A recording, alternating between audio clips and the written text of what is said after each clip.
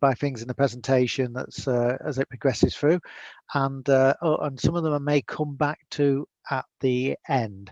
But if you've got a quick question, feel free just to pop it into the chat. And I hope every pony has been enjoying their time at UK PonyCon online. I know it's not as good as a in-person or in-pony convention, but at least it's something to occupy people and to get enjoyment over the period that we are currently being subjected to. Now, some of you may have actually seen this presentation before, or at least the bulk of the presentation, not all of it, at UK PonyCon 2019 over in Nottingham. If you were up early on Sunday morning in order to catch the presentation. I've made a few changes, so there are a few additions to it, but it's very much similar to that presentation. So for those of you who were up that time, it's your chance to actually get the revised version of the presentation. For the rest of you, it's a good little treat, because what I'm going to be doing is giving away a lot of little secrets of cosplay. This isn't an elitist panel, and I need to stress this one here. This is definitely not for elitists. This is for individuals who want to have a go and have fun with their cosplays and just essentially get one assembled without investing large amounts of time and money. I'm notorious for doing both in my costume and cosplays, doing things which are cheap, doing things that are very expensive. And let me assure you, sometimes you get the best reactions from the cheap, quickly assembled cosplay. And a lot of people are probably unaware of how quick and easy it can be, and also how cheap it can be as well. So hopefully, if any of you want to ask questions, feel free to do so. But we're going to make a start now. And we're going to be going and looking at the world of cosplay, and particular pony cosplay. And on the screen in front of you, hopefully you all can see. Unfortunately, my mouse, I've lost the bottom little bit of the screen, which might make it a bit difficult. But what you can see here is a little background, in addition to Britannia with her birthday invitation. You can see in the background a scene from the episode Stranger Than Fan Fiction from Gen 4. And what you can see is a group of ponies enjoying a convention, clearly based on a pony convention, and the writers and artists attendance to those conventions. And what we can see is all the things going on in the background, the vendors, such as the vendors here, the events, everyone milling around, having a smile on their face and enjoying themselves. But also you will notice the cosplays. And here we see Daring Do cosplays of varying quality. From those who've gone the accurate level, the elitist level, well, like Rainbow Dash, for example, Gribble Pants, making sure they've got it dead right, through to those who are taking a interpretation of the cosplay. Here you see a straw hat, for example, for Daring Do's thing, and some small stick-on wings rather than a full set. So again, you know, you've got people who go the extra mile, and you've got the people who just do the basic bouts of cosplay. The key thing is they all have fun here.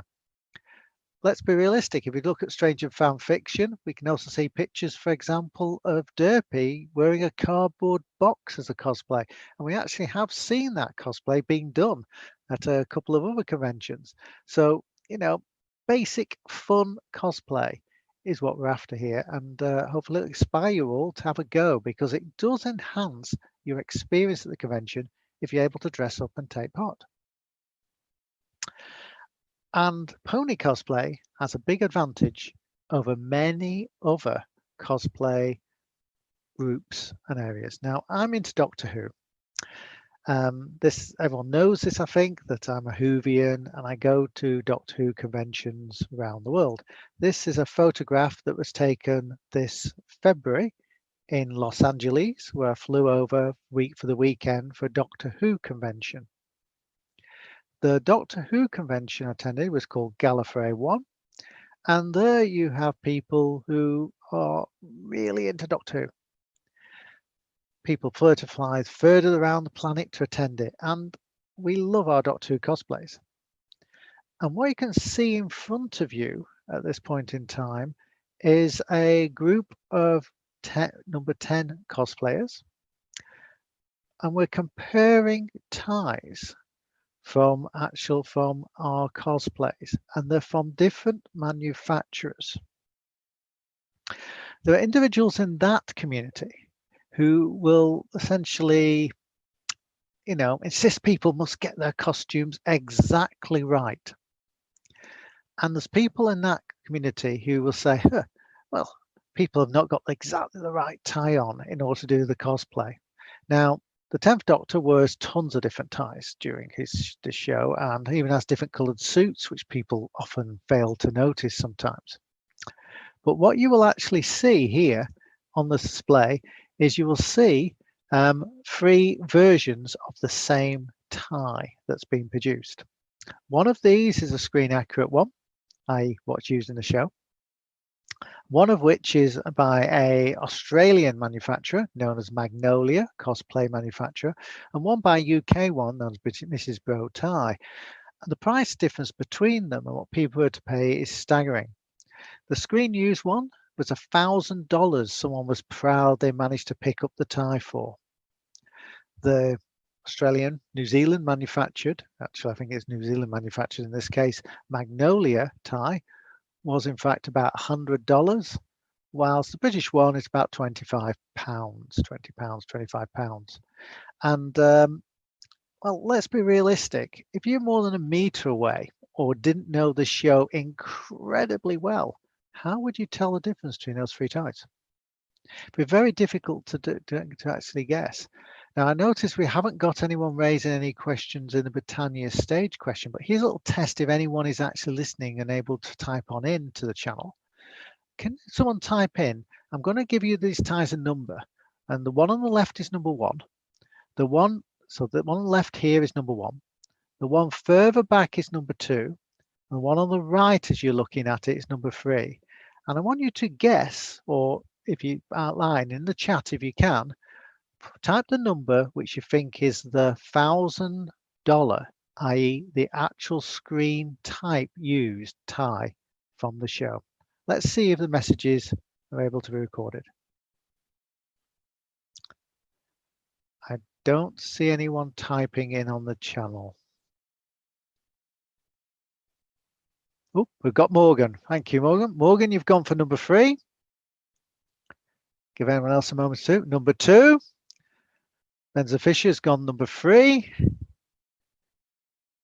Hawker Hurricane's typing in now. Maz has done number 2, and Hawker Hurricane's gone number 1, and Frostfleur gone number 1. Hawker Hurricane and Frostfleur, congrats, you are the correct answers. That is the $1,000 tie.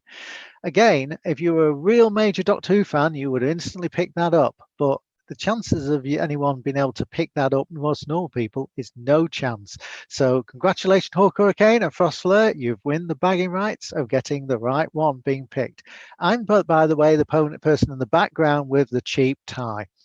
I'm well known for doing this. I've actually wandered up with Doctor Who cosplays once wearing actual screen used items mixed with boots from Primark. So I'm well known for mixing stuff across the piece, if you know what I mean, from the really expensive to really cheap in the Doctor Who from there. But I've got to say, you don't need to worry about this. Even though in the Doctor Who cosplay community, people would take the pick out of you for this. Pony, how can you actually get the screen used item? The items on screen is cartoon. So we've got a lot of latitude. What is the exact color that we're supposed to have the costumes? We've got, shall we say, as long as we get it more or less right, we're fine. We don't need to be accurate and screen on. And we don't have the people saying, well, I've spent more on my costume than the other. And therefore, we've got the ability here to essentially experiment and have a play, and also not be ashamed of our costumes here. So I'm there sneaking around saying, yeah, I've got the 25 quid tie, as opposed to someone showing off that they've got spent $1,000 on that tie, the Giorgio Armani.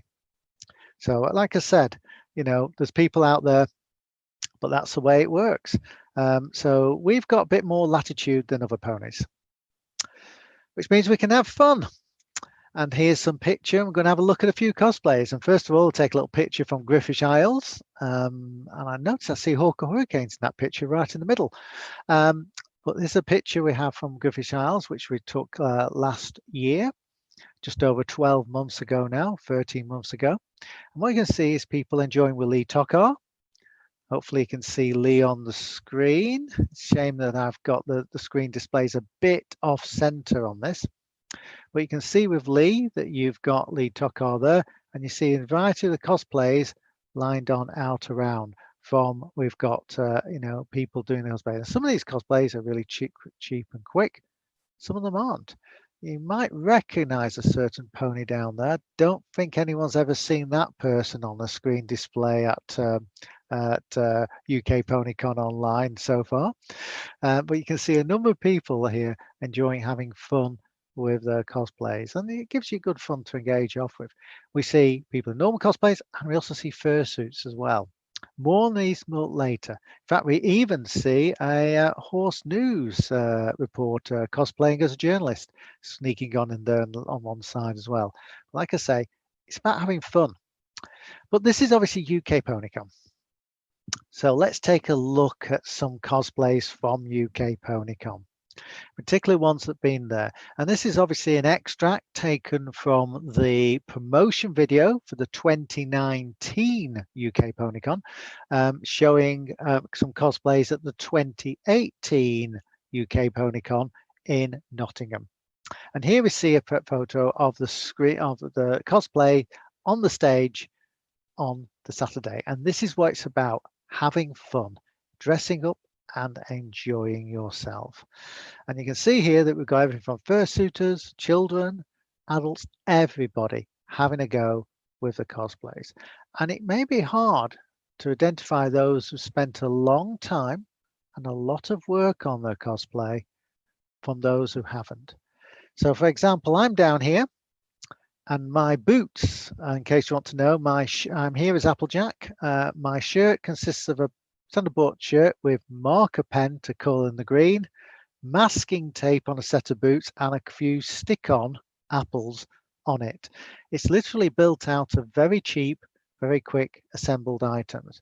While I'm next to Old Tech, who built a rarity full costume with animated display of the diamonds across the front of the screen, the visor, which you can't see the diamonds being displayed in this one, but they go across, which just represents something out from the show, which took many hundreds of hours, I believe, in order to construct, and vast amount of expenditure. So you've got really cheap next to real high quality. And we've also got, again, a Twilight Sparkle one, again a quick cheap one produced that by Aldersgate there, all assembled out in the line here. So again, it's sometimes hard to tell those that have actually done the complex and expensive cosplays and those that have done the more basic cosplays. Now, fursuits can be very, very popular in addition to standard cosplay. And here we got some pictures taken from Bristol in 2017. And they can be fun as well. They also can be very expensive and time consuming, and they can also be very, very cheap. On the left, as you're looking at, you see Applejack, developed by Old Tech, a really high-tech suit. It contains not only fans for heating and cooling, it contains a wireless access port with an Apple wireless access point with a Apple joining, so you can join in. So a messaging system, so you could actually communicate out to people who joined and connect to the Wi-Fi. So it could actually communicate electronically going out. On the other side, you see myself in a really cheap suit, which this is the first one essentially first full one I built, which was designed around producing a suit that collapsed down into Ryanair hand luggage that cost less than £50 to construct and was able to be built in 12 hours without using any sewing. There's a quality difference, obviously, between Songbird Serenade and Applejack, but the amount of time that's been spent into Applejack in the engagement is vastly higher than what was spent into Songbird. Okay, I perhaps overdid the design specs a little bit, trying to get down to hand luggage for transport and everything else, which resulted in some design compromise. But literally, you can build and produce suits very, very cheaply, very, very quickly. Now, this talk is not going to be about how to build those suits. We're going to concentrate this talk on how you can do cosplay. And the reason we're going to avoid that is that fursuits, they can be very popular, but you can't really enjoy the convention very well in a fursuit. One, you may find yourself struggling to escape children hanging on to you as you attempt to move around UK PonyCon, which if you've not got a handler to help you can be a problem. Two, you will heat up. And three, it's very difficult to attend a panel or actually play any things like card games, etc., whilst wearing one of these fursuits. However, in a cosplay, you can do all the ordinary activities and still be part of the show. People will take pictures a lot of the fursuits, but they'll also take pictures and everything else of the cosplays. And so we're going to concentrate on the standard cosplays. And so we're going to be taking you through, and I'm going to explain to you in this presentation how you can actually replicate a number of cosplays, and particularly concentrate on equestrian girls-like ones or humanoid interpretations, anthropomorphic interpretations of your pony characters, and how to do it very, very cheap. And I'm going to explain in particular how you can do Pinkie Pie, and particularly we're going to concentrate here on doing Twilight Sparkle here in the actual this talk here. But the same skills and what you need to do to build them apply to all of these. And I'm going to say this one here to everyone here. You don't need to spend much. If you have a look at the 2019 promo video, Lotus, who's here dressed as Pinkie Pie, attracted more attention in the video than the fursuiters did. Some of the more expensive cosplays, really because of the attitude and the engagement of, and the fact that you can, with a very cheap cosplay, pull this off. And yes, the Pinkie Pie cost around £20, including postage, in order to get. It was not an expensive costume.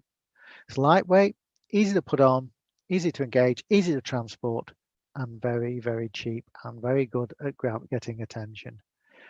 Rainbow Dash next to it, which you'll see Rainbow, as we call Rainbow Pete, Pone Pete dressed up as Rainbow Dash. A lot more effort into it, really an awful lot more effort, in particular the wings, which for ages I know for sewing and etc. engagement. But again, you can still generate a good impact by just a quick, go on the cosplay. You don't have to build stuff yourself. You can buy stuff off the peg, or you can buy stuff pre-made out in China. This is a valid way of actually getting yourself a reasonably decent cosplay. Now, it's not without its pros, it's not without its cons, but hopefully every pony here can actually learn a few tricks of how to get and assemble their cosplays really, really cheaply. And here we're going to take a look at and comparing how to actually do it yourself versus the China pre-assembled route. On the screen in front of you, you see a picture taken last summer at a Comic Con in Glasgow, the Film and Comic Con in last August. On the left of your screen, you will see the Scottish Twy. And on the right, the one who needs to go on a diet, definitely needs to go on a diet, is HypnoHooves, also dressed up as Twilight Sparkle. Now, many of you will notice that the versions are slightly different. The shirts are in fact the same, just to let you know, they're pre-made shirts, so it's not a problem here. But on the left, you've got a case of a do-it-yourself version of the cosplay. On the right, you've got a pre-built, purchased from China version of the cosplay. The wigs are the same, more wigs later, but essentially that's the difference we got. So here we've got a pre-built clip-based tie. Here we've got a ribbon, piece of ribbon, cheap 50p piece of ribbon tied to form a tie. Here we've got the pre-built costume as a fell, but here you've got a shirt, tie, a skirt, which is about £5 for a skater skirt, more on that later, tights, and leg warmers to form fake boots. Very effective little technique done.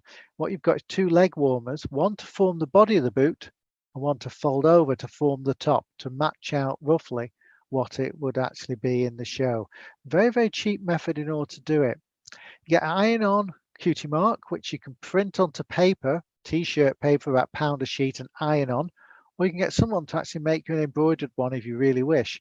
But essentially, you can build this up really, really cheap and really, really effectively. The one I'm wearing is, of course, the one from the statue version of Twilight Sparkle, which some of you will have seen and may have purchased. While the other one is the more for the one from the show. So slight differences in the version, but not by much.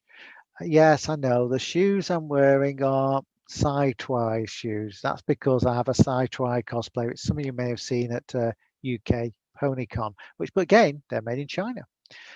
So again, it's not a difficult, cheap, not very difficult to get either of these cosplays done, and both of them can be really, really cheap. The question is, which approach you want to go in order to get and carry out the cosplay. This is me on stage at the one at the Comic Con, showing off the cosplay. I was trying to get the pose from the book, and yes, I got the book in the wrong hand. I should have had it that side and be holding the glasses the other way around. Perhaps I should have just reversed this image. But as you can see here, that's me at the actual convention, trying to have a bit of fun. Now, it's more nerve-wracking doing pony ones at a non-pony convention. It's also more nerve-wracking if you ever stood next to someone in the same costume. Now, we're not going to normally have that, even at a pony convention. The Doctor Who convention, you might get that. So people got to say, oh, that tie's slightly different, that one, because you stood next to somebody. You're not going to get that at a pony, even at pony convention. I doubt many people would pick up the difference of the different versions of Twilight Sparkle as well. I think everyone knows, if you see that is Twilight Sparkle. So that's an example of using the China-made cosplay of someone who actually is willing to actually do it. So, do you want to get something from China? Well, why not? It can be cheap. And you get it all in a single purchase. And here you've got the very purchase screen used to buy the actual cosplay. And you see here this one was bought on eBay. And you will see the fact it was available for, back then, just under £50, including shipping, which you got the socks, the skirt, the shirt, and the bow. Not the wig, more on that in a moment, and not obviously the shoes. But you know what? It's a good go for the cosplay. It's relatively cheap, and it's a great way to get it. Brilliant. One purchase, one click, I'm going to get it. Once I've selected my right size. More on the disadvantages shortly. And I'm sure some of you will have some questions over this, in particular getting your own cosplays. So, want to go and buy it? Great. I go to China and buy it. Yeah. The question is, where do you get it from? Do you notice something on this display? Do you notice the price difference between the previous screen and this screen? If you look carefully, you will see that the same cosplay was available cheaper. Now, this is one of the things here that if you are going to buy stuff from China, it's a good idea to do a little bit of search. Many of the people who are selling the items on the site aren't actually the people who make the items, the middlemen. They take a commission of the item as it's been passed from, from one seller to another. If you go further up the chain, you can sometimes get it cheaper. Also, sometimes they put a premium in for listing in certain other currencies, and you can actually take advantage of this and have a hunt round. So in the UK, for example, ebay.com is often better than select UK shipping. You may find the Ireland site being better to actually get items from than .co.uk. You may also find as well that doing a hunt around on certain other sites like AliExpress, you may be able to actually go up the chain and get it closer to source. And yes, you can get it really, really cheaper. And though I showed you the item on the previous slide of 58, I actually got it for $30, which is about 25 under £25 at the time, including postage, was what that Twilight Sparkle cosplay cost me. So you can actually do a hunt and you can actually find the stuff really, really cheap, but you need to be careful. On this screen here, you'll see the specialist cosplay providers who charge premiums, and they'll try and charge you $100, $200 for a costume that they can probably pick up for about $25 themselves if they hunt around inside China. You also need to be careful that you are going to get the cosplay that is on the screen. Now I know that this one was made by Roll Cos, so I know that that is accurate picture, but many of the suppliers, they will charge you a premium, but they'll actually go out and get it from the cheapest place they can get their hands on. So what you will end up with might not actually match what's on the screen. So just be careful of that. And we'll come into that in a little bit while when we look at the negatives. So that's the positive. Great, we can get the stuff, we can get it really, really cheap. Excellent. But there's also a few concerns we've got to watch for. And not getting what you expected is the primary concern. You see, people will quite happily steal other people's photos and pictures and try and sell something on. And I'm going to give you an example here of where something went seriously wrong. And this here I'm going to deal with buying a fursuit mascot. And this is of Rainbow Dash, at least as you see in the pictures here, which is a photo of Rainbow Dash sold by a mascot making company. I did scrub their name out, but kind of revealed who they were later on. They're selling this mascot to purchase. And you see it's $265.14 with a discount applied to it. You know, very cheap for fursuit, ridiculously cheap for fursuit, etc. So I thought I'd go and actually make this purchase. Now, I made this purchase knowing that it wouldn't be great that was coming through. As you probably know, I can make my own, assemble your own. You probably see me as Dr. Hooves at UKPonyCon. So you know that I'm actually able to actually make and assemble and build stuff, etc. And hopefully you've all seen Britannia as well, knocking around at UKPonyCon as well. So yeah, I'm happy to build and assemble ones and can do it quite cheap and quite effectively. I thought, well, get it. I always modify it and have a go myself at it later on. So what I've got here is that one there. So I went ahead and bought it. But this is what came. You see, you need to bear in mind that sometimes they never have the item in stock. Instead, they've got the pictures, and when they get an order, they try and get someone in a sweatshop to try and replicate it. And sometimes they will just give them the actual pictures and say, off you go. So here you can see on the left, I had received on the right. So they didn't pick up, for example, that Rainbow Dash had irises.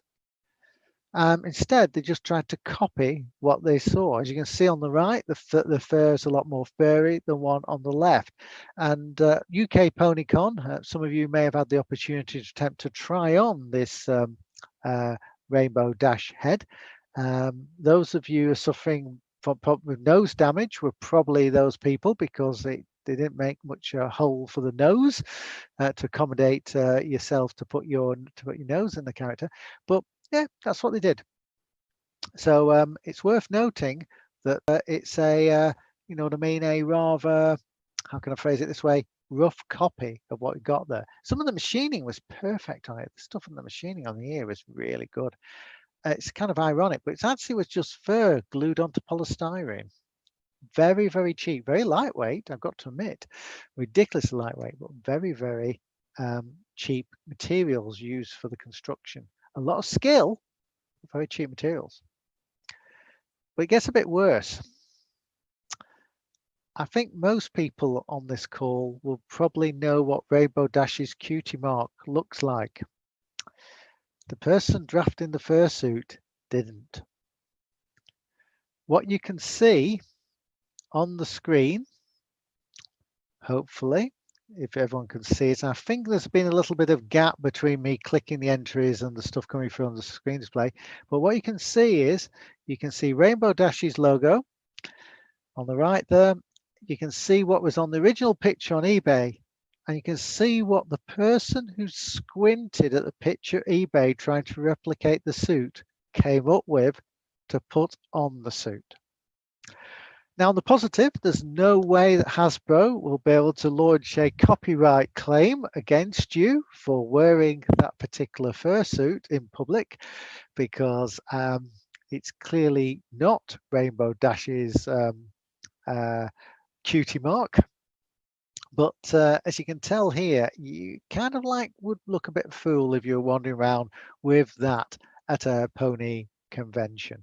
So it's definitely not ideal for anyone to attempt to wear that, if you know what I mean, at a pony convention. So it costs money and you don't get a good quality item back. It's a big problem. Now, I'll just go back to the thing there, just this one here, this one here, and just concentrate on something else. They also got the sizing wrong. It's very, very big, but also they designed the suit and made a few design choices in it, which were quite weird. So, for example, fursuits, as if anyone's ever attempted to wear them, can be very, very hot. This fursuit will seem to be designed to keep you warm in Antarctica. It was actually properly padded. They looked at the pictures and thought, oh, and it's padding all over here. And they padded it all over. It's actually incredibly thick. There's outer fur, there's inner cotton lining, and then an inner lining inside it as well. The tailoring quality was amazing in it. However, it was also the hottest thing on the planet. So if anyone decides to hold a pony convention in the middle of a snowstorm, then this is one which you could quite happily wander around in, and you would probably get heat stroke in rather than frostbite. Literally, it was boiling hot in that particular suit. I could only stand it for a couple of minutes, and as you probably know, I'm kind of used to being able to wear these sort of things. So, leaving fursuits behind, the same principles also apply to cosplays. Here we see the multiple versions of Twilight Sparkle. In fact, there's two other ones actually also available in the marketplace as well, one of which is really dire. And you can see here that, well, the Twilight Sparkle, you know, guess what? People are going to ship you the cheapest one they can get their hands on. It's approximately the right thing. I'm going to send it. And that's literally what does happen. So you can spend money and get something they're not expecting, unless you're dealing with a reputable supplier, which is close to the actual chain, or you're knowing ones where it definitely came from one particular supplier, one particular maker. Also, the quality of the tailoring and materials can be radically different depending on who you get the item from. So you've got to be careful about this when actually getting your cosplay from China. So that's part of the problem. It's not the only problem. There's also sizing. Now, I could show you a picture of a certain brony who ordered a size large Twilight Sparkle costume from China. And I warned the person concerned and said it wouldn't fit. And guess what? It didn't. In fact, you need to bear in mind the difference in sizes between China and the UK, both in respect to women's and men's. If you get a Twilight Sparkle cosplay, it's going to be women's size. Size large in China is an extra small men's, not the size large men's that the individual was expecting. So as you can tell, it was not possible to wear. Now, I don't want to go too much into the sizing here, but essentially you need to bear in mind it's a bit of complex mess between men and women's sizing, both in UK, USA, China, and Europe. So you may hear mention of, for example, size 40 Europe. Well, 40 France is different than 40 Italy. There's normally about 4 quote size difference between those two. In the UK, women's clothing, you hear mention of size 10, 12, 14, 16. There's also variation between the manufacturers and of clothing inside the UK, but there's also difference in that and USA. If any of you've got access to look at some top shop items or whatever, you'll sometimes see they have multiple sizes written on for the different markets. Be aware of that because sizing can be a problem when it comes to that. And no, Chinese inches aren't smaller. Just to clarify this one here, but just be aware of the sizes that they actually operate to. So just to give a clarify, an XXL women's in China is a small to medium men's in the UK. That's literally it. Okay, it's really probably a XSL China is a 14 probably in the UK. The Chinese companies will often get it kind of wrong. So if you are going to, make sure you quote the actual measurements and watch out for it.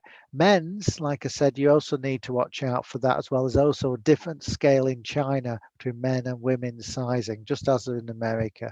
So just keep an eye out for that because like I say, you could even easily get it the wrong one. So work for it carefully and check what size they're actually quoting. My advice to you is always fill in the additional element on any order form and specify you want a pre-made size, but put in your sizes in centimeters, indicate the China size and everything else. So I'm a triple XL in China usually. Just to give you I tend to be medium in the UK. So just bear that in mind. So keep an eye out carefully for the sizing of the items that you've got. Okay. No, I've never bought a Chinese. Yes, I've bought a Chinese tape measure. Most of them are made in China. I'm baggage lover. This is an answer to a question that's on the onto the chat. I was asking about have I bought one, but just need to be take care with what you do and what you get. What else? It can take ages. Okay, it can be very quick. I've got one supplier in China that I once ordered something on Monday morning and it turned up on Wednesday. Literally. An item I ordered in the UK took twice as long to come and cost more in shipping as well. However, you can also get hit by import duty. Many of the Chinese ones will be clever trying to mark them off a gift, put the wrong value on and stuff like that. But sometimes they mess it up and sometimes they get the entry smudged. I once had something that was 25 pence and it was read by customs as being over £100 wanting duty from me. So you need to be careful here and realize that you can suddenly be hit by import duty and long shipping times. And the shipping companies in the UK will charge you a surcharge, ridiculously high surcharge, just to pay for import duty to come on in. So you need to be very careful when you're going to buy stuff from China to be aware of this. So that's a big peril from buying from China. You also need to watch out for wigs. China will try and charge you a fortune to wigs, but the wigs are always pre-built ones usually, available on the marketplace that you can get cheaply.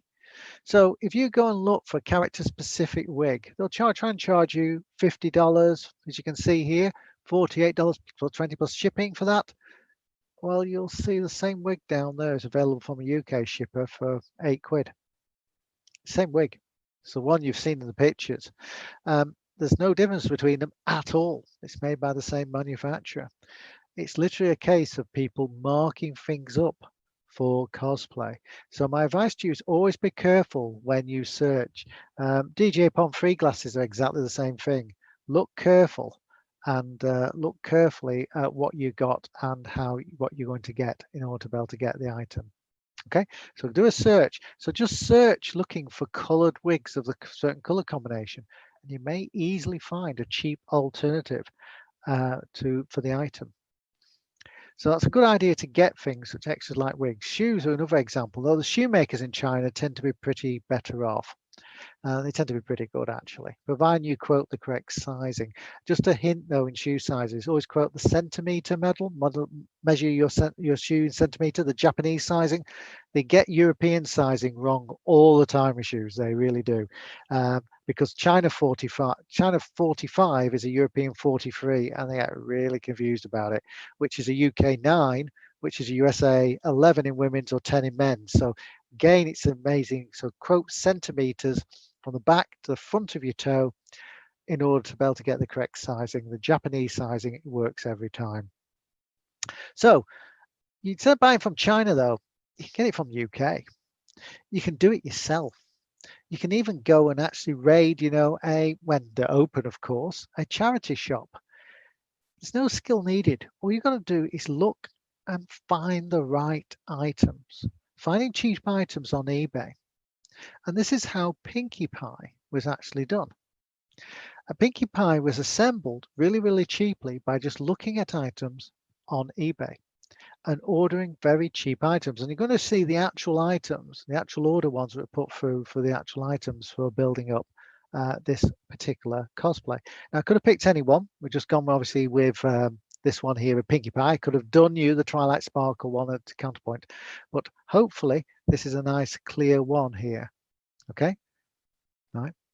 So what we've got here, if we look carefully, is we'll see the items. So what we've got here on the top left, you'll see leg warmers we used to build the boots. £1.99 each. Nice and cheap. Very easy. Good go-to one, and I've used that trick many a time in order to build up my cosplays.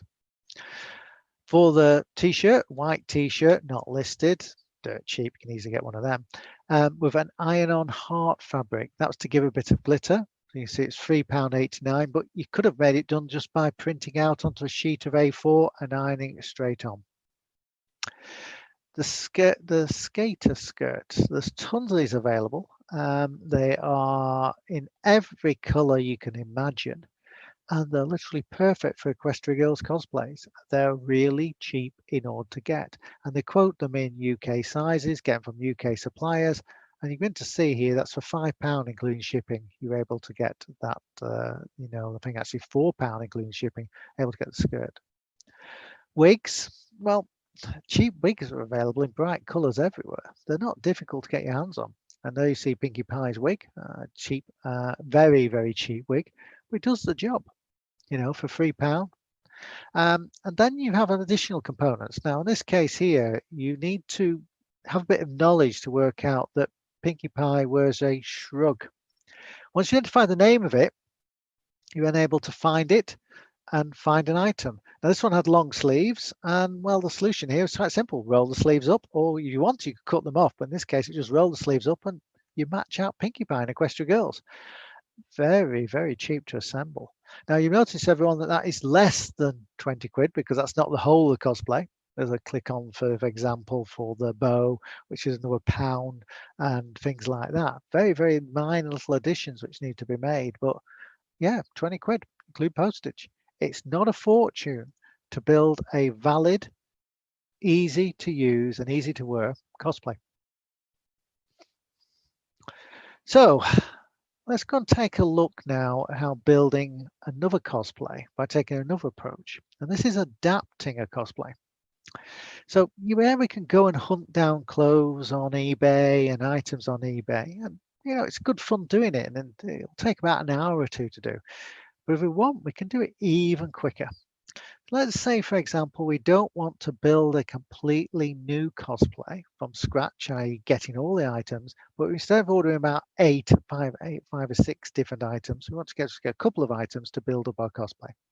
And we can do this by adapting another cosplay. Now, time of year is really important for this. Halloween costumes are great, but Halloween costumes up to Halloween cost a fortune. If you want to get a cheap Halloween costume, you get it after Halloween or now, for example, and you will find them really, really cheap. Costumes can be got on sale outside of, you know, holiday periods really, really cheaply. January, February, March. Hardly anyone's buying Halloween costumes. Okay, when you hit May, June, you've got the stag do sort of ones which crop up, and some of those ones might be useful, which the prices will go up on those. But October, November, December, quite costly. So you need to keep an eye out and look for when stuff is cheap. So here we have, for example, an Alice in Wonderland cosplay costume. You can buy this costume at a Comic Con for about 50 quid. People sell it there. Hunt online, 7 quid. So here we see UK 14-16, small to medium UK sizing for male. Great. So it's pale blue. So we're going to be building up a new cosplay, interpreting a pony here. We're going to do it really, really cheap. And Old Tech had the misfortune to be in the audience at UK PonyCon last year and be ambushed to actually put on this costume to demonstrate and build it up. And obviously we're not going to be able to build it up onto an actual pony here today. Okay, but what we can do is I can take you through still the slides and show you how it's done. So here we have it, and that apron comes off. Now we can use the apron for something else, but it gives a nice blue basis. And we even got the little bow on the top. It's always nice to get these additions in terms of the cosplay. It's a zip up back, light blue one, perfect. And it's useful, believe it or not, for a couple of cosplays. Some of you will spot instantly that I could use this as part of a Twilight Sparkle cosplay for Equestria Girls. Maybe that's what I'm going for.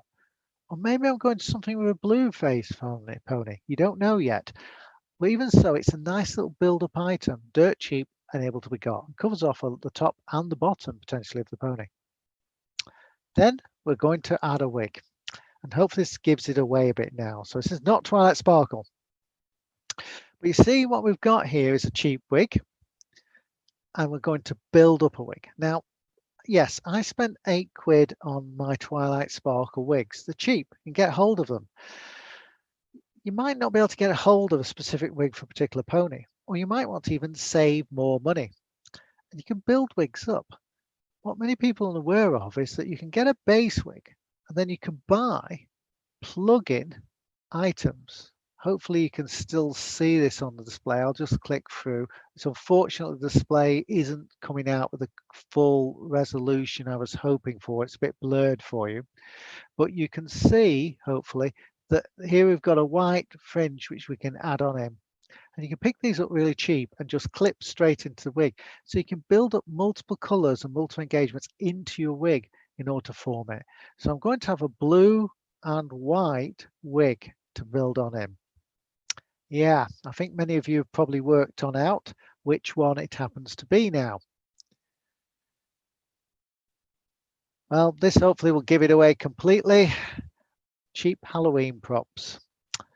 A purple hat and cape to add on. Yes, this is how you build up a very cheap, your interpretation of a great and powerful cosplay. Yes, this happens to be, of course, Trixie. Very simple, very easy to build up, and it looks effective. And you're going to be able to have fun around the convention in it. And people will want to take pictures with you, and you won't feel out of place going and getting your photo taken in the cosplay competition with it. Let me assure you, you're not going to have another one identical to you next to you in the actual parade. So it's well worthwhile just having a go at this bit. And the items are lightweight. You can just put them in a bag, and cost is so low that if you work to wear it once and throw it away, that's completely fine. So this brings me now to the end of the presentation. We've got about 5 minutes worth of questions before we need to go to the interlude for the next presenter to join the channel. So if anyone has any questions, feel free to ask them in the Discord chat, and I will do my best to answer them for the next 5 minutes.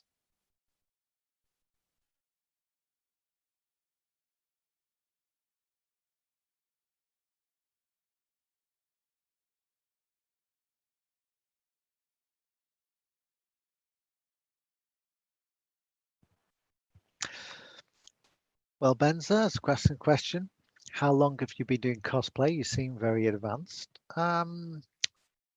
It's hard to say, maybe 2014. And I wouldn't say that I'm actually that well. Doctor Who ones, I spend a fortune on my cosplays. I will get stuff commissioned. I will get stuff made. I've been known to buy screen used items. Yeah, I have wandered out to conventions wearing screen used jacket before. Once had a major maker of screen accurate, who's really accurate stuff, who actually stood next to me and criticised my jacket as being slightly the wrong shade for that person to get really embarrassed to find out mine was the actual screen used one. So yes, I've spent a lot of money occasionally, and I've also engaged hey, these are investments. Get screen used item, wear it a bit, then pass it on and make some money from it. It's not like you burning the money, if you know what I mean, from the item. But I've also, like I say, made a few items over the years as well. But like I say, a lot of my cosplays are really cheap and really quickly built. So Morgan's asking, what's the favorite cosplay you've made? Difficult question. I would say that my favorite cosplay I made are the ones, believe it or not, my favorite cosplays are ones which no one ever actually took pictures of, which is probably my Rainbow Dash Equestria Girls one, the one from the more recent season. No one ever takes pictures of it at all. No one ever does that one. I'm actually quite proud of that work in that one. It's probably my favorite one. I've generally found that the ones I put the most work in, I actually had the least success with. Have you ever spoken to a cosplayer and been surprised at the cost, either high or low, compared to the apparent visible quality allowing for the item heritage? Yes, Maz. It's literally the case on this. It's been known about, for example, we had one Doctor Who cosplayer who came along and apologised that he was doing a Raggedy Doctor, which is just a shirt, tie open, torn out one, and trousers. Said, "Oh, well, I was able to get the trousers from a charity shop." And we had a look at them and found out he spent £1 on those trousers, and they turned out to actually be exactly the screen accurate ones, which was perfect. And his costume was absolutely perfect, and we worked out the grand cost of his costume was less than 10 quid, and it was actually 100% from head to foot exactly accurate. He had the worn out boots were battered and worn just like the Doctor had, and everything else, it was about 10 quid high quality. But yes, people do spend a lot of time making them. This question is about cost and time is another one. So if we look at some of the fursuits, in particular, some of the fursuits have 1,000 hours into them, literally. Some have 100 hours into them. Some are bought for several £1,000s. Some have been built really, really cheaply, but had a lot of hours gone into them. It's really that. Some people will spend a lot of time and effort into it, literally building stuff out of junk. Very cheap materials can be used to build them. Now, got a couple of questions only if anyone wants to ask. It's nearly 5-2. I know Maz will want to get the next one in. So I'm going to give a countdown for asking questions. 10, 9, 8, 7, 6, 5, 4, 3, 2, 1. Well, ponies, hopefully you've enjoyed this presentation, and note the shameless plug of Griffish Isles running this November. So please, tickets will be going back on sale shortly, now that we've cleared issues with our ticket provider. That is a talk in itself, but who knows, you might hear some more about the problems of operating and running conventions in the European convention chair talk, which is occurring, of course, later this afternoon. Well, I'm going to leave every pony now and enjoy